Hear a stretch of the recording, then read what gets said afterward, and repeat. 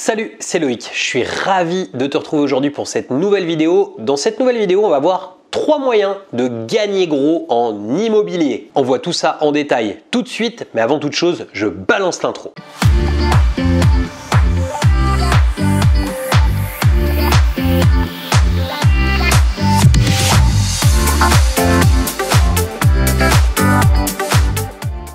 Alors juste avant de démarrer, je t'invite à t'abonner à cette chaîne, rejoindre des milliers d'investisseurs qui l'ont déjà fait. Pour ça, tu as juste besoin de cliquer sur le bouton s'abonner qui est apparu dans la vidéo ou bien juste en dessous de la vidéo. Et surtout, n'oublie pas la petite cloche pour être prévenu à chaque fois que je publie une nouvelle vidéo. Je t'ai mis aussi un lien vers le guide de l'investissement, ce guide PDF qui te permet de pouvoir démarrer sereinement des investissements rentables. Alors, dans cette vidéo, on va voir 3 moyens de gagner gros en immobilier. Je t'invite vraiment à rester jusqu'à la fin parce que le dernier moyen est vraiment un moyen surpuissant dont peu de gens parlent, dont j'ai déjà parlé un petit peu, mais que je vais te détailler vraiment dans cette vidéo. Alors, le premier moyen, c'est évidemment l'achat-revente. C'est quelque chose que je conseille très souvent, moi, pour démarrer éventuellement si tu n'as pas forcément beaucoup de cash dispo et même si tu as du cash dispo. Et c'est même une stratégie que tu peux garder tout au long de ta vie, c'est-à-dire de ta carrière d'investisseur. C'est une stratégie que tu peux garder, c'est de faire des achats-reventes sur résidence principale. Alors il faut faire évidemment attention parce qu'il ne faut jamais acheter un bien dans le but seul et unique de le revendre, sinon la loi estime que ça n'est pas logique et que du coup tu es marchand de biens et tu seras taxé comme tel, il faut une société etc. pour pouvoir être marchand de biens. Mais en tout cas tu peux facilement sur des résidences principales faire de l'achat-revente, encaisser des plus-values net de tout impôt. Et ça, c'est quand même quelque chose de très puissant dans l'IMO à aujourd'hui en France. On a la possibilité d'acheter un bien, de le refaire, de le revendre, plutôt de le refaire faire, de le revendre et d'encaisser une plus-value nette d'impôt. Donc ça, c'est vraiment quelque chose qui permet de gagner gros dans l'IMO. J'ai des gens autour de moi qui ont fait, alors personnellement, j'ai pas fait des aussi beaux résultats, mais j'ai des gens qui ont fait plus de 100 000 euros sur, par exemple, une résidence principale en achat-revente. Personnellement, le maxi que j'ai fait, c'est 46 000 euros, mais c'est déjà quelque chose de vraiment très puissant. T'imagines bien que quand tu achètes un bien, tu le revends, il s'est passé 1 an de temps entre deux parce qu'il y a eu pas mal de travaux à l'intérieur et que tu encaisses même 46 000 euros, ça fait hyper plaisir. Donc c'est tout à fait une bonne manière en plus de te constituer une grosse trésor pour être vraiment très crédible auprès de la banque et pour au fur et à mesure du temps, pourquoi pas même louer un appartement et puis régulièrement acheter, revendre ou habiter chez ta compagne, etc. etc. Il y a plein de stratégies, mais je te donne pas des choses illégales. Il faut habiter dans ce bien pour pouvoir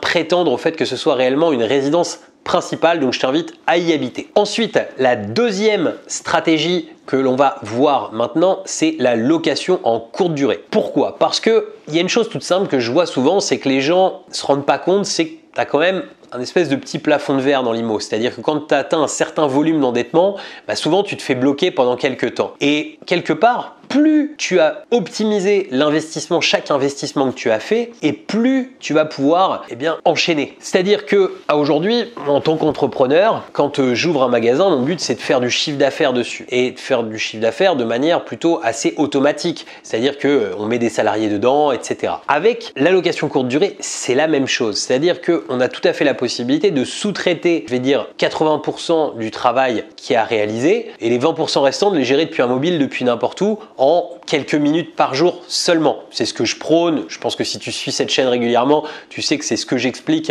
régulièrement, ce qu'il faut faire, ce que j'explique dans des lives, etc.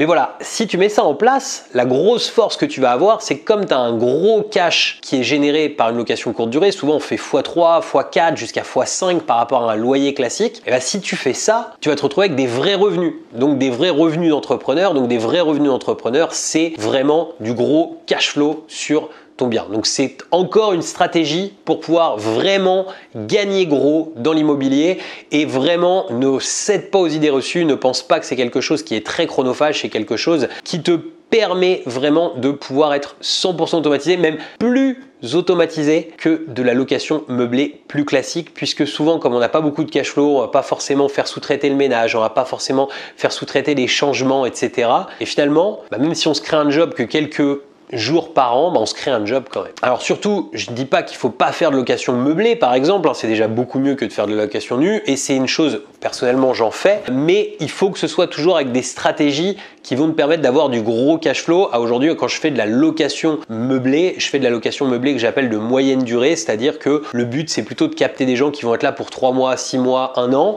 et de leur vendre très cher de beaux biens. Ensuite, la troisième stratégie qu'on voit, même si elle est citée en dernière, tu vas voir que c'est une stratégie qui est très puissante, c'est de faire de l'achat-revente à moyen terme. C'est quelque chose qui est peu abordé sur YouTube, mais dans ta stratégie immobilière, eh bien, il faut prendre en compte cette possibilité. C'est-à-dire que souvent on dit soit on fait de l'achat-revente, soit on fait de l'investissement locatif. Mais on peut mixer en fait ces deux stratégies. Pourquoi? Parce que à aujourd'hui, quand tu fais un achat-revente classique, si tu en as déjà fait, tu dois savoir de quoi je parle, tu peux pas déduire 100% des travaux que tu as fait faire. Il y a des choses d'aménagement, etc. On n'arrive pas à les faire déduire de la plus-value. Donc évidemment, on peut tricher un petit peu avec les factures d'artisans, même si je t'invite surtout pas à faire ce genre de choses pour maximiser certains postes et minimiser d'autres, mais c'est toujours limite. Alors que tu as la possibilité, c'est d'acheter un bien en dessous du marché, de l'exploiter pendant un certain temps selon le mode d'exploitation que tu souhaites, en courte durée si tu veux vraiment faire du gros cash entre les deux périodes. Et puis, par exemple, si tu l'as exploité en courte durée, on va dire qu'au bout de, je sais pas, 6-7 ans, tu n'as plus de réduction d'impôt dessus, et bien là, ça peut être un très bon moment pour revendre ce bien. C'est ce que je vais appeler de l'achat-revente moyen terme, c'est-à-dire qu'on achète, on va exploiter avec une